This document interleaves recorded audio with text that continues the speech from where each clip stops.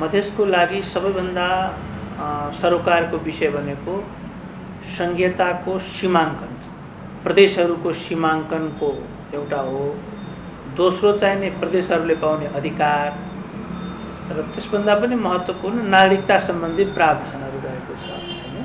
प्रदेशको सीमाङ्कनमा मधेसको सरोकार के रहेको छ भने कि मधेसी समुदायको पहिचान झल्किने गरी र मधेसी समुदायको जनसाङ्ख्यिक बहुलता कायम हुने गरी प्रदेशहरूको सीमाङ्कन हुनुपर्छ पहिलो कुरा।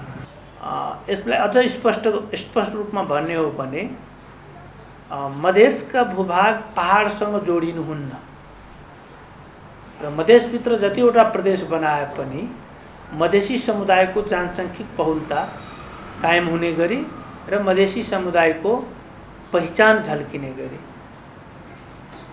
प्रदेशहरूको सीमाङ्कन हुनुपर्छ, यो एउटा कुरा हो। दोस्रो कुरा चाहिँ नै वंशजको नागरिकता पाउनको लागि आमा र बुवा दुवै नेपालको वंशजको नागरिकता लिएको हुनुपर्ने व्यक्ति भनिएको छ। ठ्याक्कै यही नभनिए पनि यसको इन्टरप्रिटेसन चाहिँ त्यसरी हुन्छ। अङ्गीकृत नागरिकता यदि आमाको छ भने त्यसको सन्तानले वंशजको पाउँदैन, अहिलेको त्यो हो। त्यसैले पहिलाको व्यवस्था जुन थियो आमा वा बुवा मध्ये कुनै एकको वंशजको नागरिकता हुँदा सन्तानले चाहिँ वंशजको नागरिकता पाउने व्यवस्था थियो, त्यो नै हुनुपर्छ दोस्रो कुरा। र तेस्रो कुरा अहिले आएर अङ्गीकृत नागरिकता धारण गरेका व्यक्तिहरूलाई धेरै अधिकारहरू कटौती गरिएको छ।